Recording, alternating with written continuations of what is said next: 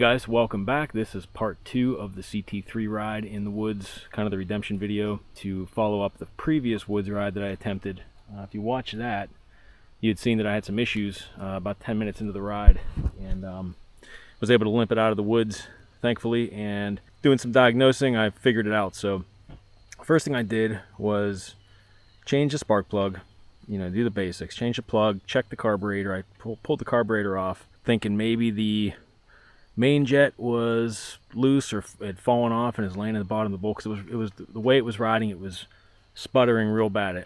Like anytime you'd open the throttle, it would start right up, which was weird because it would idle, no problems there, but as soon as you start giving it gas, it's when it would start acting weird. So check that out, put a new condenser in there. Actually, I pulled the condenser off the stator, and I relocated up under the tank. My friend Bob recommended that to me, just because I guess he was saying these condensers get really hot over time and will kill them. So a lot of people were moving them up under the tank to save them there. But so I tried that, didn't work. Went back and took the coil off, and took the coil off my 75 DT250 and threw it on. It did the exact same thing. Kind of narrowed it down there to either points or the stator. Luckily it was the points. Now you're probably wondering why I didn't replace the points to begin with. The bike started up fine, ran great when I first got it going, so kind of thought it was weird that the points would have just given away. But looking at them closer, I should have, because the contacts were so worn that I think it just finally gave away whenever I started riding it back here a little more. So put those in, and it was about 95% good to go. It ran perfectly fine on smooth surfaces, which brings me back to the carburetor. I initially thought it was a carburetor issue, but part of it may have been because the float ended up being a little bit too low, which would let in too much gas. The tab was bent down, so it was letting in too much gas. So anytime the bike would hit any kind of rough terrain, or if I leaned it over to do like a quick turn, like a 180 turn, it would bog and die a lot of times. And the only time it wouldn't die is if you were like on the gas and the engine was singing. So trial and error, I figured that out too. Got it running to the point where it is pretty much spot on. The only thing now that I'm noticing is the clutch slips a little bit. So I put new clutch friction plates in there, and I checked the springs to make sure they were in spec. I didn't get to replace the springs because they were still in spec when I measured them with my calipers. They were still within spec, but I'm thinking the extra power from the MX head and piston is just kind of overwhelming them. Plus they are 50-year-old springs. I'm assuming they're probably originals in here, but like I said, they were still in spec, so I figured I'd use them. But it's not really an issue unless I'm in like third or fourth and it hits the power band. It'll kind of blow through it, so I just got to be mindful that I'm not going to try to burn up the clutch today, but I am going to take it back through the creek again. It's a Sunday, so there's no hunting today, so I should be able to ride a little bit further. So I'm going to hop on. We're going to head down this trail like we did before. Kind of hit the same route that we did on that first video, so you can see the difference. All right, enough talk. Jumping on the bike, we're going to go for a ride. This thing starts up so easy still. It's kind of throwing me off, with the points. It started up without any issues, so I kind of overlooked the points, and rookie mistake. Shouldn't have done that. So I got to look, next time I get an older one, I'll just take a look at those points, make sure the contacts, they were almost completely worn all the way down. I should have looked closer, but no, that's all you learn. All right. Gas on.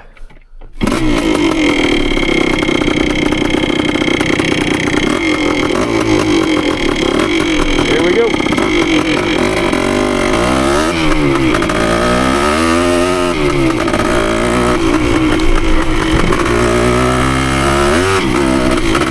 Yeah, kind of blew through the clutch there.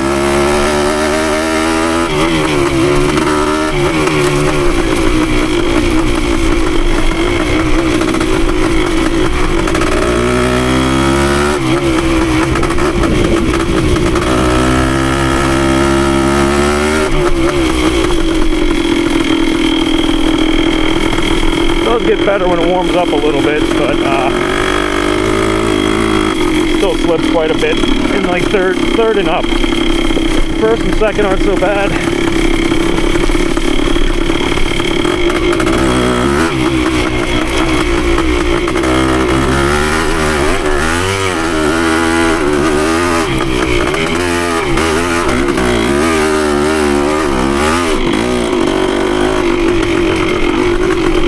That front tire wants to come up a lot in first gear. You have to watch climbing hills. Super nimble bike.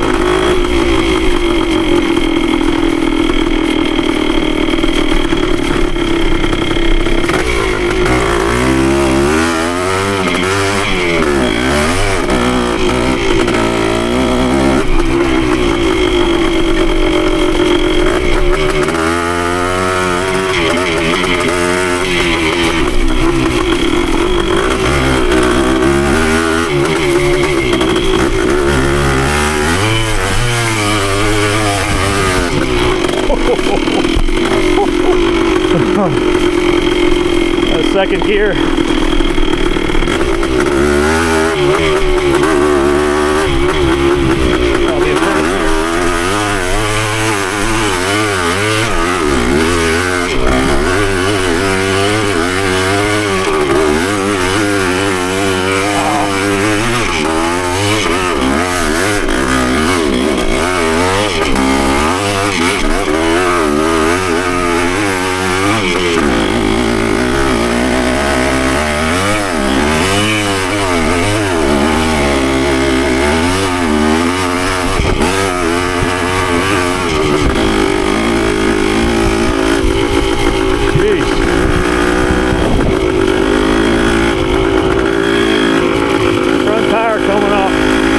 That whole hill, I had to keep letting off.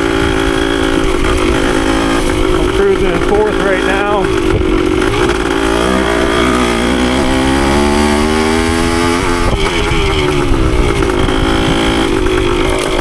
Yeah, if you don't ease that throttle in,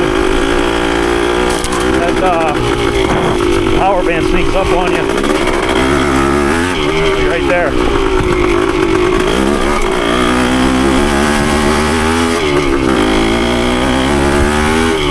Definitely got that light switch power now. Yeah, not exactly ideal for a little no sport bike. If you're road riding it, it'd be kind of tricky. But it's pretty much a full-on wood bike now.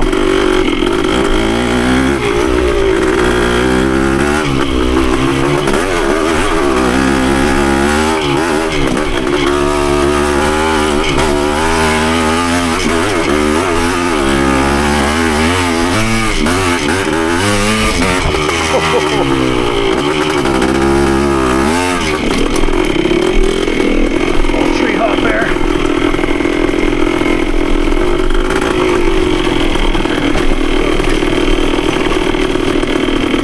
You gotta be mindful of that suspension. There's a lot of leaves down, so it hides all the rocks and roots now. Can't hit stuff quite as hard. Gotta be careful there.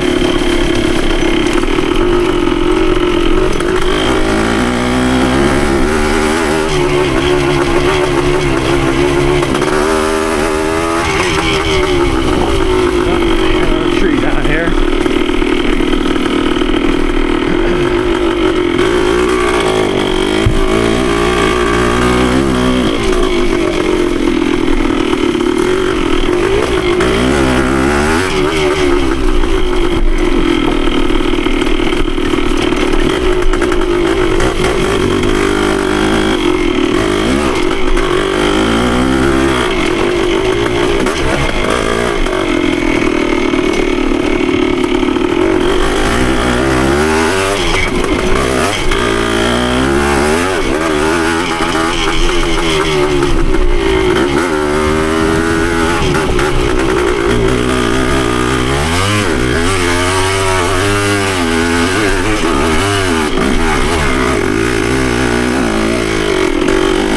Second gear. Amazing.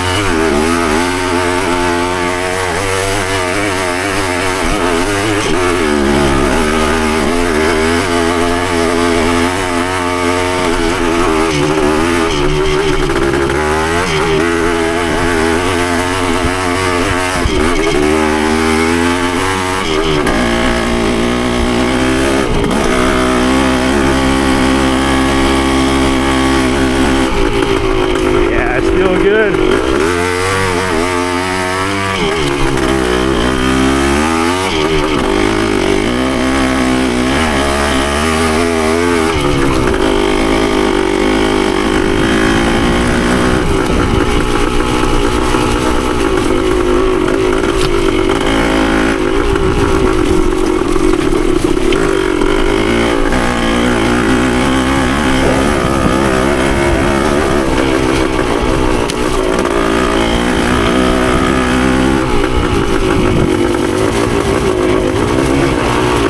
I've hit quite a bit of rough stuff at speed, and it hasn't broken up at all. Maybe just a little bit on the lower revs, but I felt it maybe one time,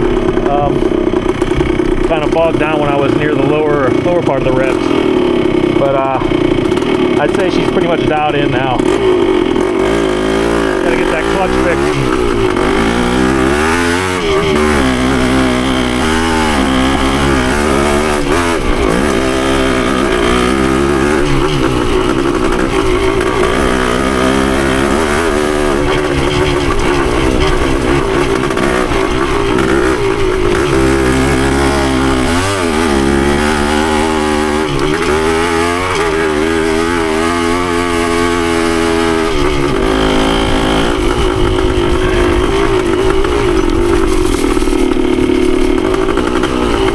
I got decent tires for this thing too. It'd be a serious vintage weapon in the woods.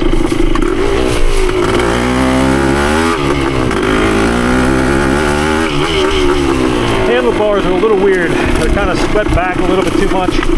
I tried pushing them forward, but then my arms are up and it's just an awkward position on the wrists.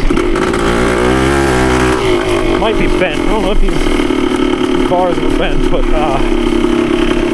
yeah, it's the only ergonomic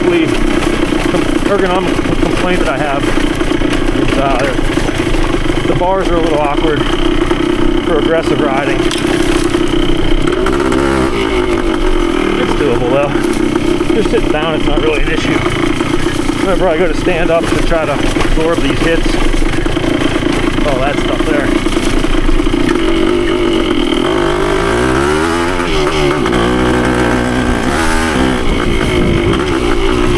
A little bit of a burble there when it was rough and I was off the gas. Might have to just bend that tab up just a little bit more.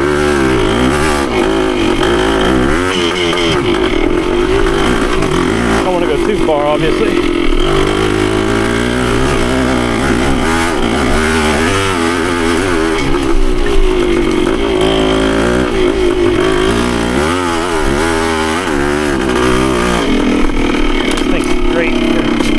Tight quarters like this.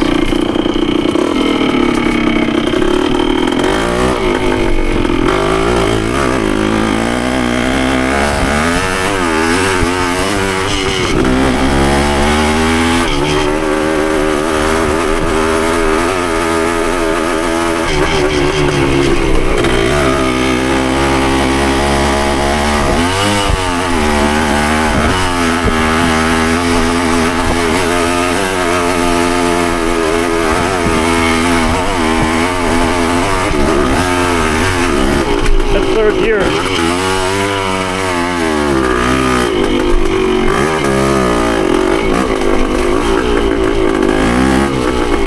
Alright, now we're going over to the creek. More technical stuff.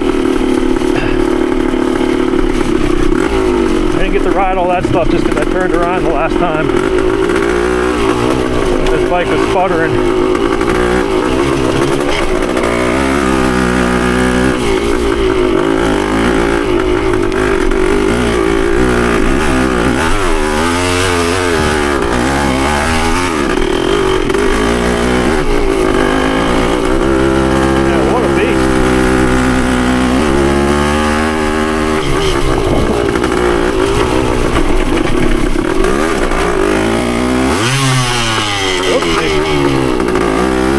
Out of gear there.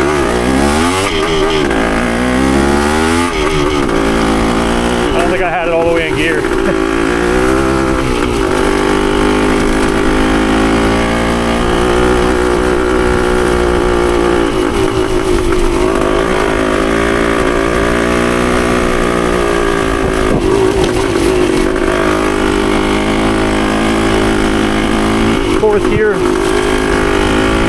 actually pretty mild-mannered. Oh, look at that buck. Wow. Sorry, buddy, it's not hunting today.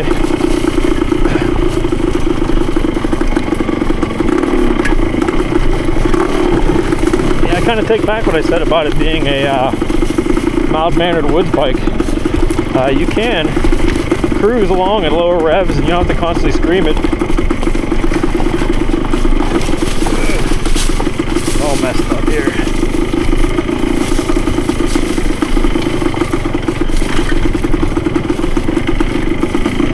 Yeah, these rooted, ruddy, rocky downhills are always super sketchy on these bikes.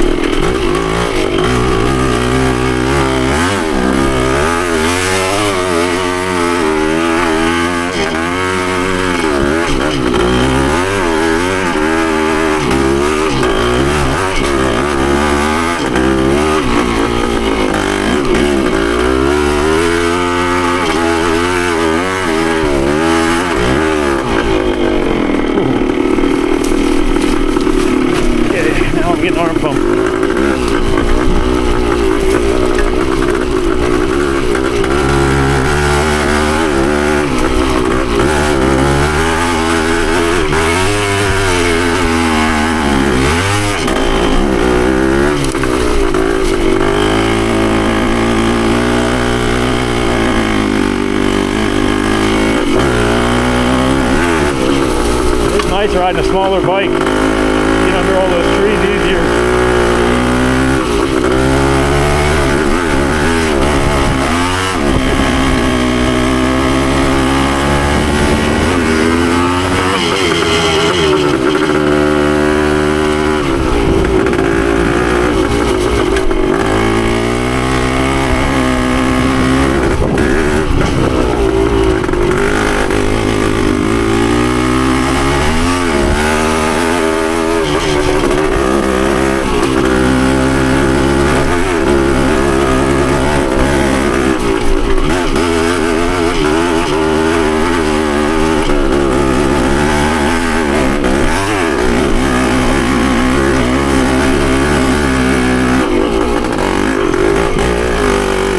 Not sure if the camera picked that up. It's really rough through there. Did miss a beat.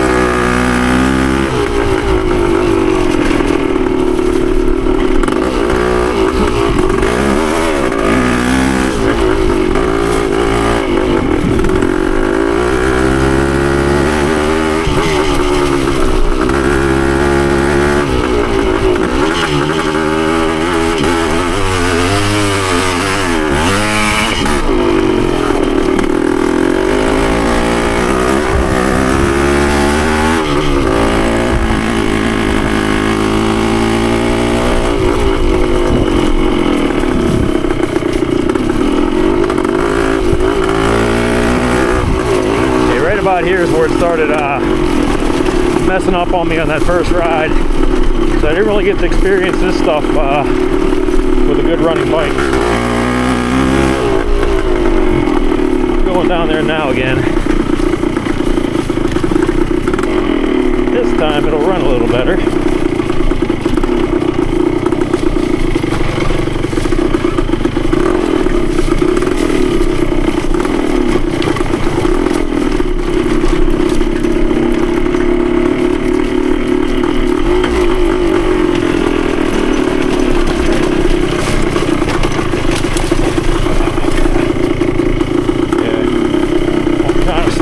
on this stuff now.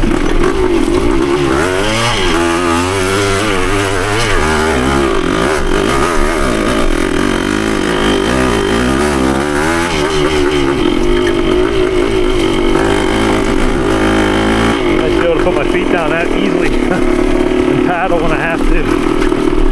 Just get swallowed into some of those ruts. Yeah, a little burble there. Nothing like before. Good. That's the one downside. Having a smaller front wheel up there. Just gets swallowed in the ruts real easy.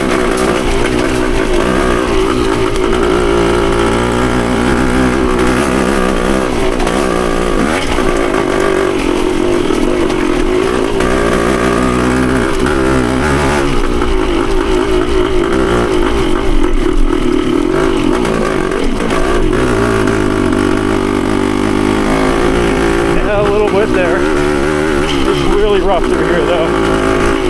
I'll probably have to go back and adjust that float just a little bit more.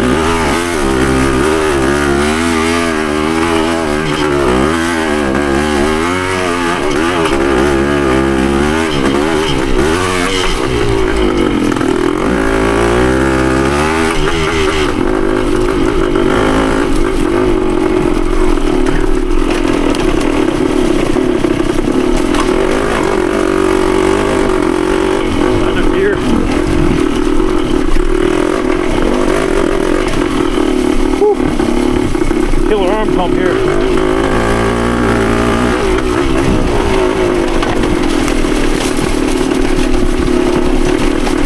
That's really rocky through there.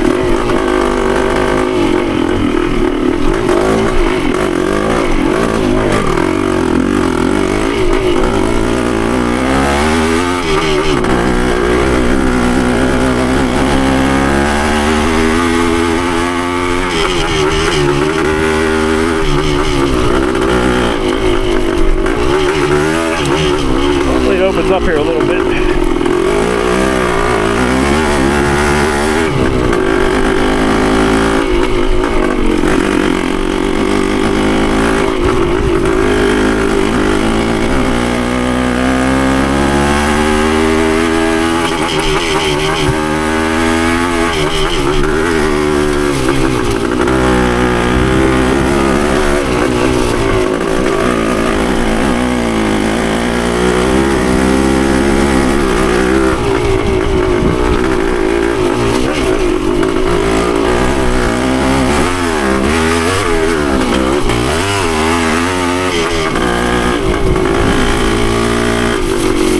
Comfortable now.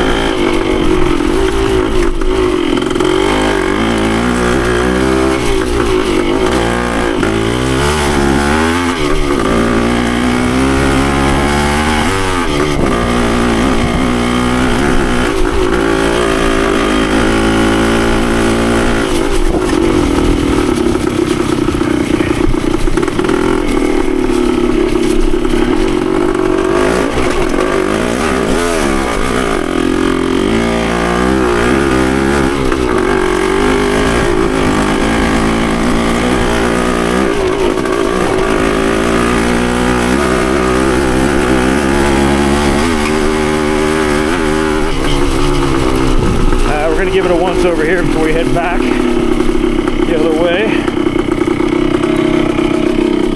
feeling pretty solid though.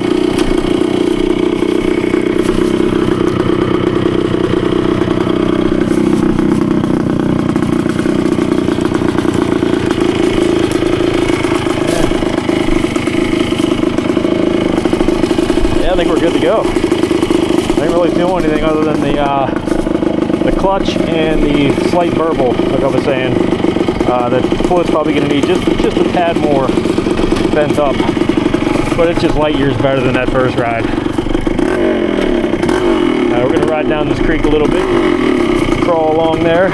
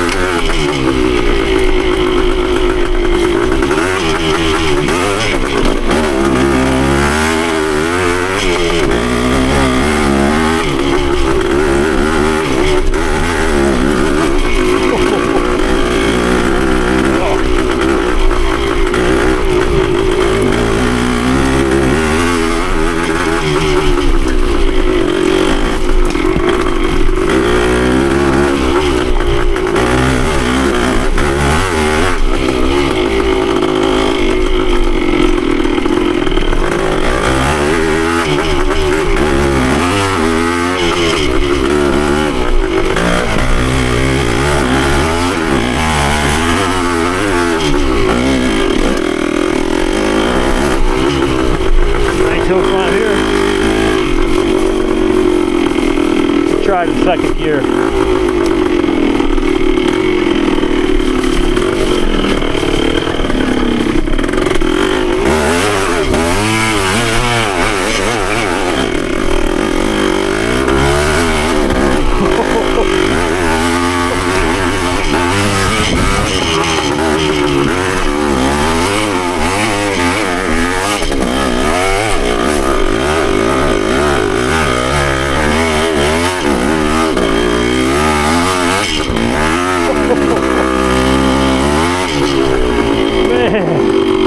The front tire just keeps coming up. I can't steer it. You gotta point and shoot. Wow. That's with crappy tires too. Whew.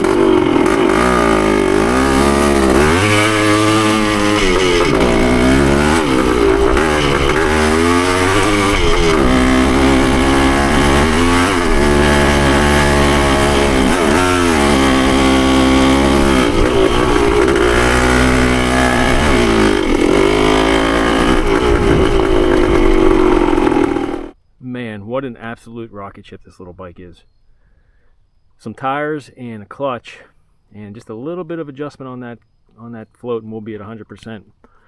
So right now it's probably running 98% perfect, I'd say, you know, just for those couple little glitches that at least I know what's going on with the carb. I can bend that tab up on the float a little bit.